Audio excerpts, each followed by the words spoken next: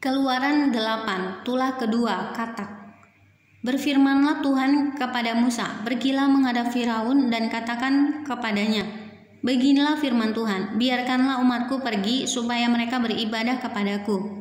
Jika engkau menolak membiarkannya pergi, maka aku akan menulahi seluruh daerahmu dengan katak.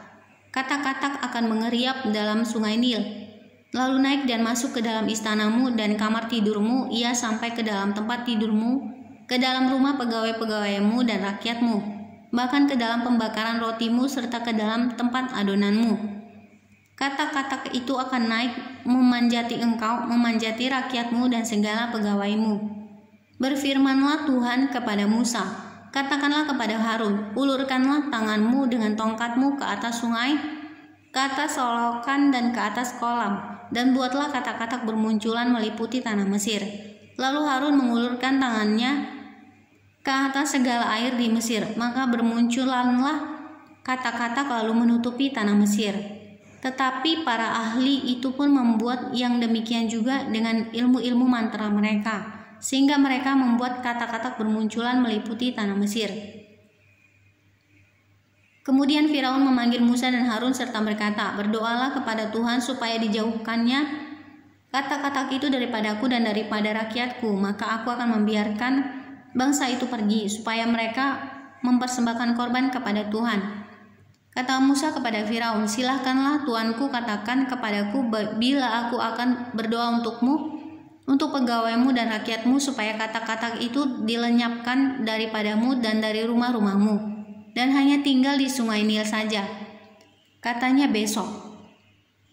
Lalu kata Musa, "Jadilah seperti katamu itu, supaya Tuanku mengetahui bahwa tidak ada yang seperti Tuhan Allah kami. Maka katak-katak itu akan dijauhkan daripadamu, dari rumah-rumahmu dan dari pegawai-pegawaimu dan dari rakyatmu, dan hanya akan tinggal di sungai Nil saja."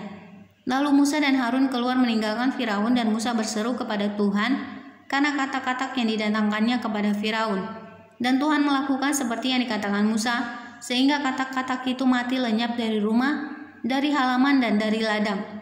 Dikumpulkan oranglah bangkai-bangkainya bertumpuk-tumpuk sehingga tanah itu berbau busuk. Tetapi ketika Firaun melihat bahwa telah terasa kelegaan, ia tetap berkeras hati dan tidak mau mendengarkan mereka keduanya seperti yang telah difirmankan Tuhan. Tulah ketiga, nyamuk. Berfirmanlah Tuhan kepada Musa, "Katakanlah kepada Harun, ulurkanlah tongkatmu dan pukulkanlah itu ke debu tanah, maka debu itu akan menjadi nyamuk di seluruh tanah Mesir." Lalu mereka berbuat demikian. Harun mengulurkan tangannya dengan tongkatnya dan memukulnya ke debu tanah. Maka nyamuk-nyamuk itu hinggap pada manusia dan pada binatang. Segala debu tanah menjadi nyamuk di seluruh tanah Mesir. Para ahli itu pun membuat yang demikian juga dengan ilmu-ilmu mantranya untuk mengadakan nyamuk-nyamuk, tetapi mereka tidak dapat. Demikianlah nyamuk-nyamuk itu hinggap pada manusia dan pada binatang. Lalu berkatalah para ahli itu kepada Firaun, "Inilah tangan Allah." Tetapi hati Firaun berkeras, dan ia tidak mau mendengarkan mereka seperti yang telah difirmankan Tuhan. Tulah keempat, lalat pikat. Berfirmanlah Tuhan kepada Musa, "Bangunlah pagi-pagi dan berdirilah menantikan Firaun pada waktu biasanya ia keluar ke sungai. Dan katakanlah kepadanya, beginilah firman Tuhan, biarkanlah umatku pergi supaya mereka beribadah kepadaku. Sebab jika engkau tidak membiarkan umatku itu pergi, maka aku akan melepaskan pikat terhadap engkau, terhadap pegawai-pegawaimu, rakyatmu dan rumah-rumahmu, sehingga rumah-rumah orang Mesir, bahkan tanah di mana mereka berdiri akan penuh dengan pikat. Tetapi pada hari itu aku akan mengecualikan tanah Goshen di mana umatku tinggal, sehingga di sana tidak ada terdapat pikat, supaya engkau mengetahui bahwa aku Tuhan ada di negeri ini. Sebab aku akan mengadakan perbedaan antara umatku dan bangsamu. Besok tanda mukjizat ini akan terjadi."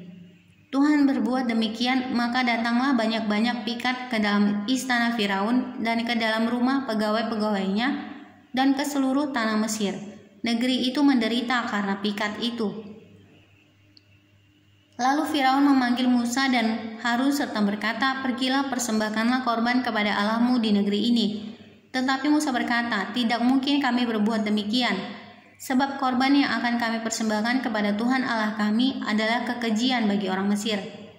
Apabila kami mempersembahkan korban yang menjadi kekejian bagi orang Mesir itu di depan mata mereka, tidakkah mereka akan melempari kami dengan batu?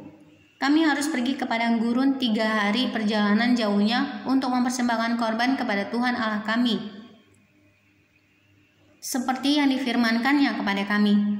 Lalu kata Firaun, "Baik, aku akan membiarkan kamu pergi untuk mempersembahkan korban kepada Tuhan Allahmu di padang gurun, hanya janganlah kamu pergi terlalu jauh, berdoalah untuk aku."